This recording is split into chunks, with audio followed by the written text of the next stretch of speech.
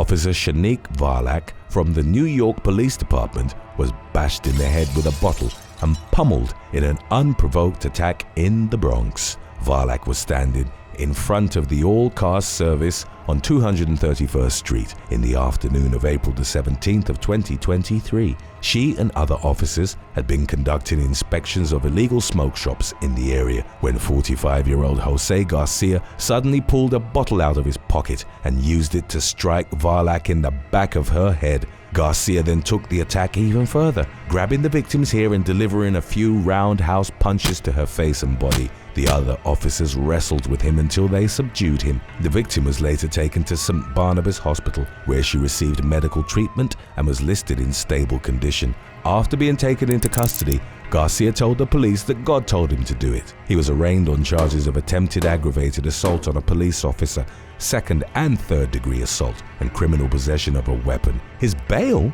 was set at $30,000. Following the incident, Garcia's father told the New York Post that his son had to be taken to a psychiatrist and kept in a safe place. He also said that his son had been diagnosed with bipolar disorder and schizophrenia, which might have prompted the attack. In a judicial hearing held days later, Garcia was ordered to be held at a psychiatric care facility on Rikers Island. Number 11. Christopher Hill. On August the 17th of 2020, 30-year-old Englishman Christopher Hill was sentenced to 10 months behind bars after he bit a police officer during the coronavirus lockdown. Hill, from Waterfoot, Lancashire, had visited his partner in Rochdale, Manchester on April the 9th of 2020. 3 officers spotted the man on Drake Street and attempted to explain to him that in line with government guidelines, he shouldn't be visiting other people's homes. While the officers were lecturing him and seemingly out of nowhere, Hill started attacking them and bit one of them, leaving teeth marks on her arm. The unnamed officer was taken to a nearby hospital but discharged soon after. Following the attack, the chief constable stated that the incident was the lowest of the low, especially during the pandemic. In the end, Hill admitted assault occasioning actual bodily harm, 2 counts of assaulting an officer, and criminal damage. Number 10. Winston Tate. A female Connecticut police officer fought for her life when she was ferociously attacked with a hammer by Winston Tate, aged 52. Tate was an Army veteran who'd been honorably discharged with a medical condition after serving in the Gulf War. He had previously been accused of assaulting 2 other officers amid a lengthy criminal record, which included 14 prior convictions within the first half of 2023 alone. Officers had been sent to his home a couple of times already on Liberty Street, Middleton, for what law enforcement called a pattern of terrorizing his neighbors. During these instances, he smashed glass and shouted racial epithets. On August the 12th, Detective Carly Travis responded to Tate's neighborhood on reports of noise and glass breaking in the area. Travis's body cam footage showed the man emerging from his home and walking towards the detective with a hammer. She calmly asked him to drop it, but Tate broke into a run and hit the detective 4 times. During the harrowing attack, Travis was heard screaming, "Stop," before she was able to shoot him in self-defense. The suspect fled back inside his home. More officers arrived at the scene, surrounded the house, and arrested Tate. He and his victim were taken to a hospital where they were treated for relatively minor injuries. In the aftermath, Tate was facing several charges, including criminal attempt to commit assault and interfering with police. Local Middleton Police Union President Nick Puger said that the man had proven that he wasn't a functioning member of society. Puger added that he deserved to be locked up in a cage like the animal he is. As of the latest updates, Tate was held behind bars on a $500,000 bond. Number 9. John Pugnia. "I'm going to kill you," yelled Ohio man John Pugnia while violently attacking a police officer on August the 18th of 2019.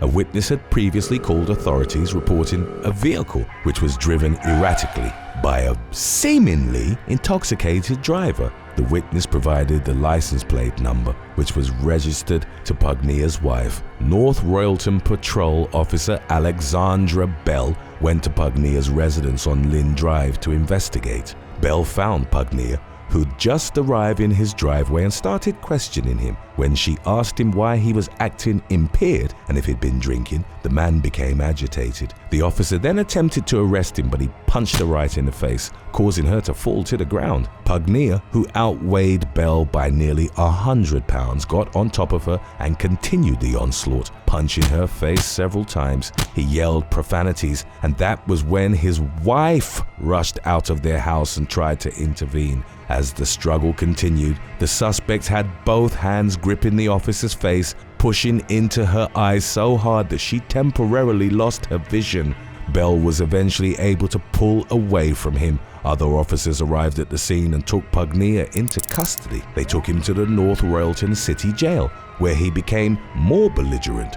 The man lashed out and threatened officers, so they put him in a restraint chair and placed a spit mask over his face. The victim was transported to Southwest General Hospital for treatment. Pugnia was initially charged with attempted murder, among other charges. On June the 12th of 2020, he was handed a 4 to 6 year prison sentence with 5 years of post-release control after he pleaded guilty to felonious assault on a peace officer and 3 counts of aggravated menacing. Number 8. Brian Harmon.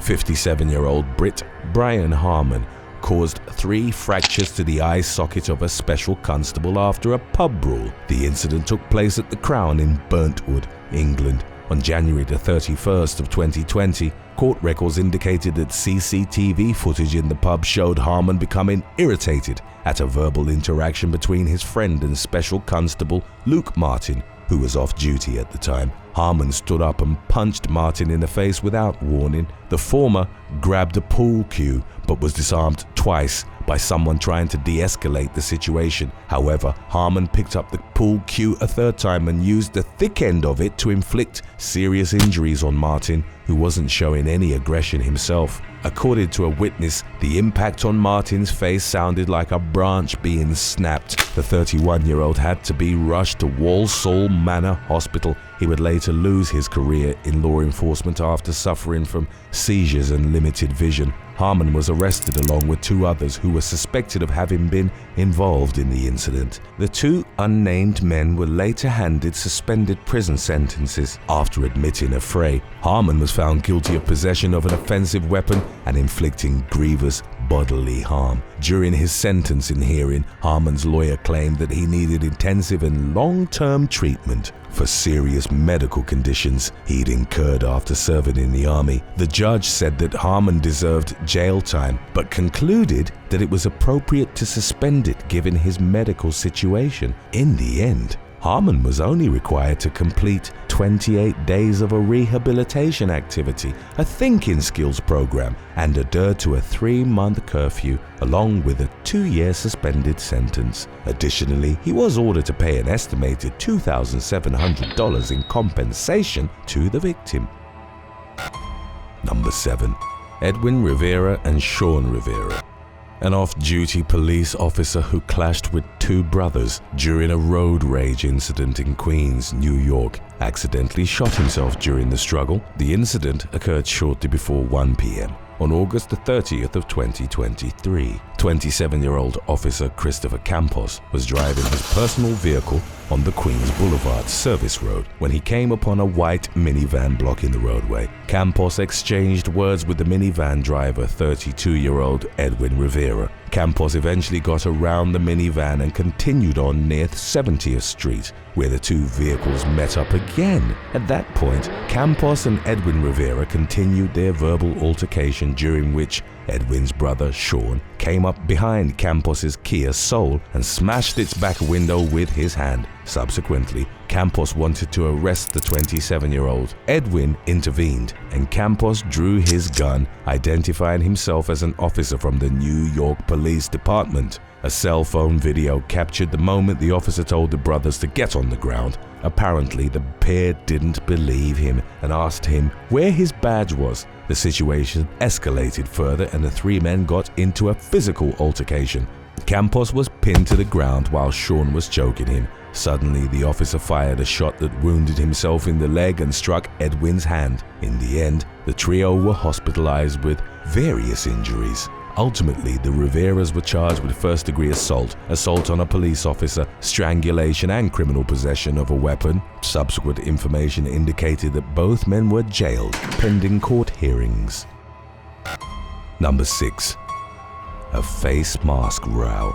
A police officer was punched in the face while arresting an Englishman over a face mask row on board a train at Acton Town Underground Station in London. The shocking incident, which unfolded on July the 6th of 2021, was caught on video. The 26-year-old passenger had been spoken to by the officer in relation to not wearing a mask on the tube train, which was a violation of COVID regulations at the time. The man, who wasn't identified, became belligerent and refused to put on a mask. Consequently, the officer tried to place handcuffs on him, but he resisted. The man punched the officer in the face and shouted, "Don't touch me!" In the video, the officer could be seen pulling out his baton and telling the man to surrender so that he could cuff him. The officer pleaded with the man several times and told him to get on the floor and spread his arms out so that he could cuff him safely, but the man continued to refuse. Finally, the police officer took hold of the man's arm and successfully restrained him. The officer proceeded to read him his rights, during which the enraged man told him, "You're finished. That's assault." The man was arrested on suspicion of assaulting a cop and taken to a West London police station. The police officer was taken to the hospital for treatment for a minor facial injury and was later discharged. According to a spokesperson for the Metropolitan Police, the force's Directorate of Professional Standards investigated and reviewed the footage. It was determined that the officer involved hadn't committed any misconduct. Number 5. Aaron Heather. On March the 18th of 2019, Australian man Aaron Heather, who was being held at a police station in Wyong, New South Wales, attacked a custody sergeant after she tried to give him a cup of tea. The 41-year-old had just lost his best friend and had stopped taking his medication before turning to cannabis, cocaine and crystal methamphetamine. The night before his arrest, Heather had reportedly been saying bizarre things to his wife and decided to eat 3 grams of crystal meth he had left, causing him to hallucinate about the devil chasing him. The next day, Heather was accused of an assault that took place at a home in Halekulani and was picked up by the cops. He told arresting officers that police were demonic people who lived in the underworld. After Heather was placed behind bars, custody sergeant Rachel Robbins brought him a cup of tea and went into the cells to give it to him. Heather suddenly grabbed Robbins by the hair and kneed her 4 times in the head. He also punched her twice in the face before fleeing the custody area. The onslaught left Robbins with a broken nose and cuts to her face and needing to be hospitalized. Heather was eventually detained by other officers. The man later pleaded guilty to causing grievous bodily harm to an officer, assaulted an officer, and resisting arrest in connection with the incident. In the aftermath, he also admitted to a whole bunch of other unrelated charges, including stalking, willful and obscene exposure, common assault, negligent driving, animal cruelty, trespassing, and breaking and entering. In February of 2021, he was sentenced to 8 years behind bars with parole eligibility after serving 4 years. Number 4. Petra Clyde. On August the 22nd of 2020, a police constable from the Greater Manchester Police was bitten by 40-year-old Englishwoman Petra Clyde. Clyde and her twin sister had been drinking heavily and were also under the influence of the synthetic cannabinoid spice. Manchester police were helping marshal protesters in the city centre at around 5:30 p.m. when a member of the public approached the officers and reported an ensuing physical altercation between the sisters and another female. 2 responding officers saw the victim lying on the floor being punched, repeatedly by the suspects. They intervened and attempted to restrain Clyde, but she resisted and struck one of the officers, Jane Donlan. Donlan got her handcuffs out and tried to place Clyde under arrest, but was punched again by the woman. Clyde then tried to kick the officer before succeeded in biting her forearm for a couple of seconds, causing bleeding bite marks. Shocked passerby Lynn Fogarty saw the attack unfold and stepped in.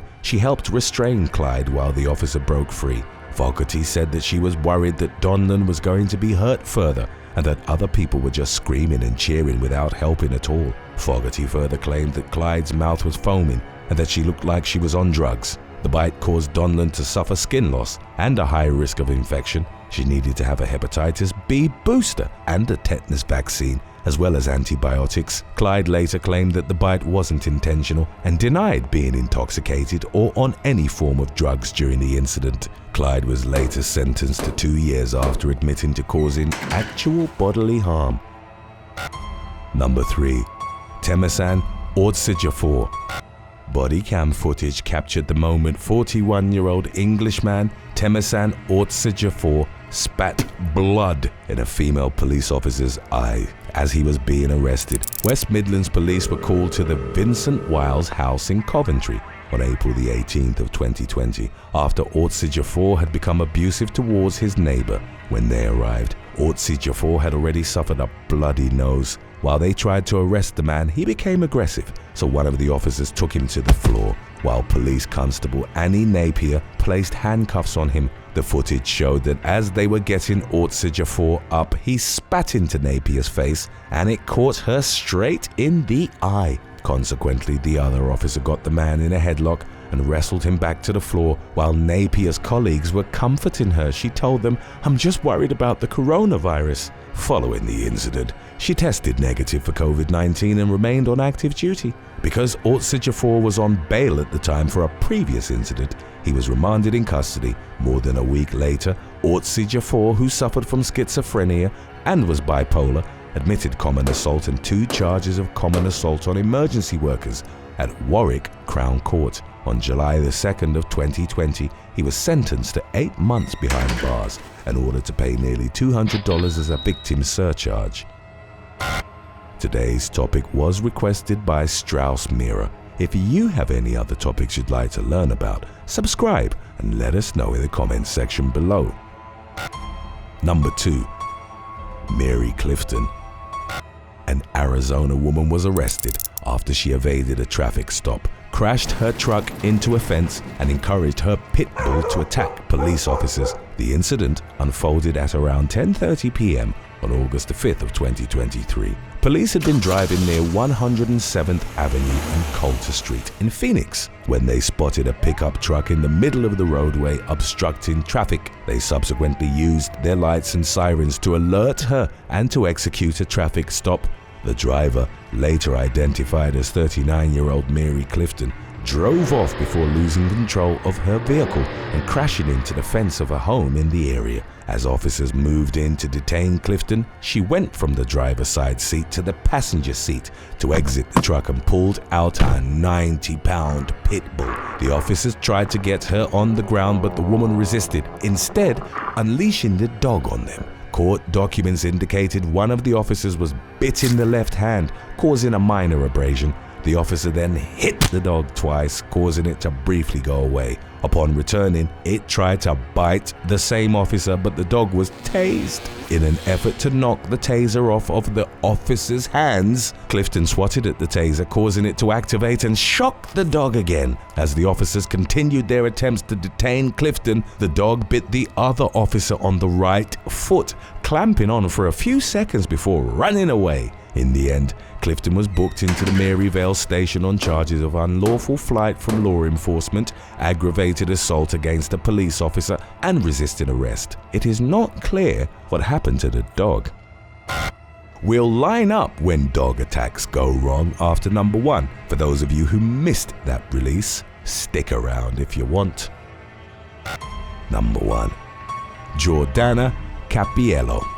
On February the 14th of 2019, police in Franklin Borough, New Jersey, received reports of a car that was driving erratically on Route 23. Responding officer Nicholas Della Fera found the vehicle at a nearby bar and restaurant called the Irish Cottage Inn. Della Fera found the driver, 26-year-old Jordana Capiello, arguing with her mother in the bar's lobby. The woman was apparently intoxicated. Police said that when the officer approached Capiello, she began acting disorderly, shouting profanities at him. At that point, Della Fera tried to arrest Capiello. In an attempt to resist, she flailed her arms and bit the officer in the shoulder. She even reportedly threatened him, claiming to be a member of a gang. It didn't keep her from getting arrested, after which Della Fera received medical treatment at Newton Medical Center for the bruising he'd sustained. Capiello was charged with aggravated assault on a police officer, resisting arrest, and disorderly conduct. That wasn't the end of it. In the aftermath, Capiello harassed Della Fera and sent him several messages. In November of 2019, she was charged with harassment, but she still continued to message the officer. A complaint warrant was ultimately obtained due to the fact that Capiello was on pre-trial release. She was arrested in January of 2020. Records indicate that 3 months later she was sentenced to 1 year probation after pleading guilty to resisting arrest and disorderly conduct. Capiello was also required to undergo a mental health evaluation. Her probation was later extended for another year after she violated the terms. Number 8. Kane Minion. Meter reader and Energix contractor Kane Minion was working at a property in Greenbank, south of Brisbane, Australia, on December the 3rd of 2022. Minion was a dog lover, as indicated by his Facebook profile picture that showed him cuddling a Staffordshire Bull Terrier. At the time, he was only weeks from celebrating the 1-year anniversary of his proposal to his fiancée. While in the process of conducting an electrical meter reading at the Ison Road property, 42-year-old Minion was attacked by a Bandog Bull Mastiff cross and a Rhodesian Ridgeback cross. The dogs took him down and repeatedly tore into his body, inflicting devastating injuries. Emergency services found Minion in critical condition, and in spite of resuscitation efforts, he died at the scene. Law enforcement found 3 dogs at the property, and the 2 that had been responsible for the fatal attack were impounded and later euthanized. They were registered with the Logan City Council and not on the list of illegal breeds, but it wasn't immediately clear if their owner was to face any charges. Number 7. Kyle Dyer. On February the 8th of 2012, KUSA TV news anchor Kyle Dyer was conducting a morning interview following the dramatic rescue of an Argentine Mastiff from an icy pond near Denver, Colorado. The rescue had been previously broadcast live by a local news helicopter, and it involved a firefighter walking on a precarious section of ice to reach the dog named Max as he was struggling to stay afloat. The heroic rescuer Max and his owner, Michael Robinson, were present on set during the live interview. Dyer kept petting the dog's head while speaking to the men. She then leaned in towards Max's face, saying, "You're gorgeous. I'm so glad you're okay. Happy Valentine's Day." Within moments, the Mastiff bore his teeth and delivered a single bite that landed on Dyer's mouth and nose. She backed out of frame and was subsequently taken to a hospital in Denver, where she received dozens of stitches. Dyer underwent reconstructive surgery that resulted in her mouth being sewn shut for several days in order for a skin graft to take effect and for blood circulation in her lips to resume. Although she was left with a noticeable scar, Dyer was inundated with messages of support that she credited with helping her recovery. In interviews that she gave following the attack, Dyer maintained that she didn't wish ill on the Mastiff and took a share of the blame for getting too close to him. Robinson was fined for not properly securing Max, who was returned to him after being quarantined for 10 days. Number 6. Pam Rob. On February the 17th of 2022, volunteer Pam Rob was working at 100+ abandoned dogs of Everglades, Florida. In Oakland Park, 71-year-old Rob was in an exercise yard with a 125-pound pit bull Cane Corso mix named Gladys, who'd been recently rescued from deep in the Everglades. Rob, a retired teacher, was alone with Gladys when she snapped and attacked her. The dog bit into her arm, dragged her to the ground, and started mauling her. Fellow volunteer Jan Haller Stenger, aged 51, was alerted by the commotion and tried to get Gladys off Rob, but was non-fatally injured. Rob suffered multiple puncture wounds, including to her face, neck, breast, and shoulder, as well as fractures to her sternum, ribs, and clavicle, among others. She died at the scene, and Gladys was euthanized in the aftermath. Later, in 2022, Rob's wife, Angela Anobile, filed a lawsuit against the shelter, listing a multitude of failings that she alleged had led to her partner's violent death. Anobile accused the shelter of failing to inform Rob that Gladys was violent or provide her with protective equipment, and of not properly training workers in handling an animal attack. Additionally, the suit, which was ongoing as of the latest updates, claimed that the shelter had failed to call 911 in timely fashion and to render first aid to Rob. Number 5. Sam Lodge.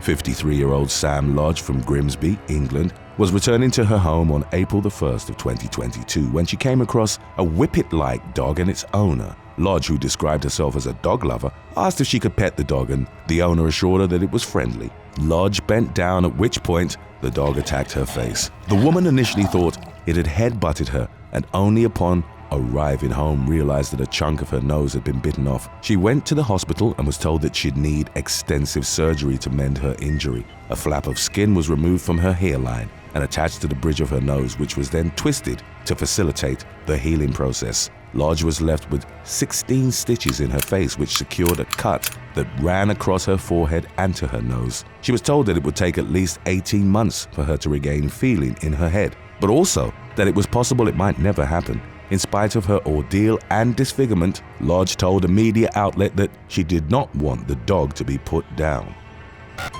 Number 4. Annie Nolan. While driving through Footscray, Melbourne, in December of 2019, dog groomer Annie Nolan spotted a fight in which a small white dog was being mauled by a larger one. Nolan, a mother of 3, and the wife of retired AFL Western Bulldog star Liam Picken, jumped out of her car and intervened. As Nolan later noted on social media, the larger dog was leashed, and its owner was struggling to control it but was attacked and severely injured in the process. Nolan herself suffered a deep bite to her hand and shared graphic photos of the wound on social media, which showed her with blood splattered on her face as well as covering her hand and forearm. 30-year-old Nolan mentioned that the most painful part of the injury was that the dog's tooth had pierced through her thumb. She also posted a photo of the small, blood-drenched dog, which survived the attack and was taken to a veterinary clinic. Nolan, who needed a blood transfusion and stitches in the aftermath, described the attack as a freak accident and wrote that she bore no resentment towards the dog or its owner. She actually expressed concern for the latter's condition, adding, "I'm pretty sure he might have lost fingers." Number 3. Donald Ray Allen.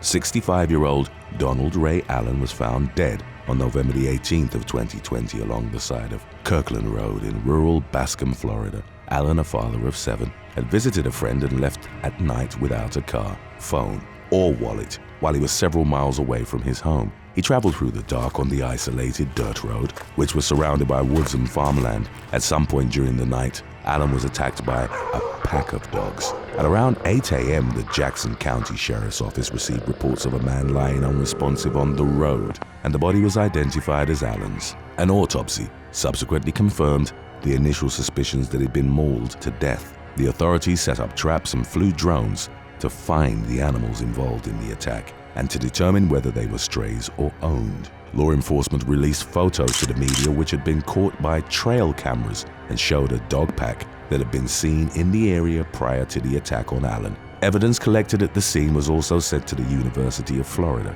in an effort to identify the breed responsible through DNA analysis.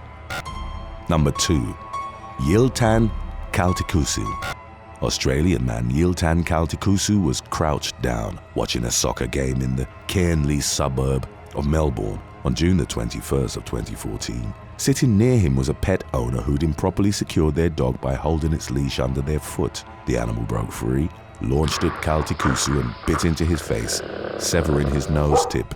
As blood gushed from his wound, 54-year-old Kaltikusu was rushed to a hospital. He was forced to wear a prosthetic nose for a while and had 4 surgeries, including an unsuccessful reattachment and nasal tip reconstruction, involving tissue taken from his hairline. Aside from the disfigurement and breathing problems, Cusu's mental health was also severely impacted by the injury, as he suffered flashbacks and night terrors. In addition to becoming reclusive and afraid of all dogs, including his own, the dog involved in the attack wasn't put down, and Cusu was eventually awarded a settlement after suing its owner. Number 1. Pamela Rock. In the summer of 2022, Florida mail carrier Pamela Rock was on the job when her U.S. Postal Service vehicle broke down in Putnam County. As she went out to perform a check, the 61-year-old, who had been working for the Postal Service for less than a year, was charged by several dogs which had escaped from a nearby property. They'd managed to break free by moving rocks at the bottom of a fence that had kept them secured. Witnesses heard Rock screaming for help and found her on the ground with 5 dogs mauling her. Residents intervened and tried to pull the aggressive animals off her, and even shot rifles in the air in an attempt to scare them away. The animals were undeterred by the gunshots, and their owner ultimately had to physically remove them, and they were secured by the time that deputies arrived at the scene. Rock had sustained critical injuries to multiple areas of her body after being relentlessly bitten by the aggressive dogs. Law enforcement applied first aid to her until paramedics made their way to the neighborhood. The mail carrier was rushed to HCA Florida Putnam Hospital and then flown to a trauma center in Gainesville. Staff battled to save her, but Rock ultimately passed away. As later reported by her niece, her heart stopped twice. Her blood pressure was all over the place, and one of her arms was amputated before her death. According to subsequent updates, law enforcement launched an investigation to determine if criminal charges would be brought against the dog owner, whose identity they didn't disclose. Thanks for watching. Would you rather end up in a fight with a cop or with a pit bull? Let us know in the comments section below.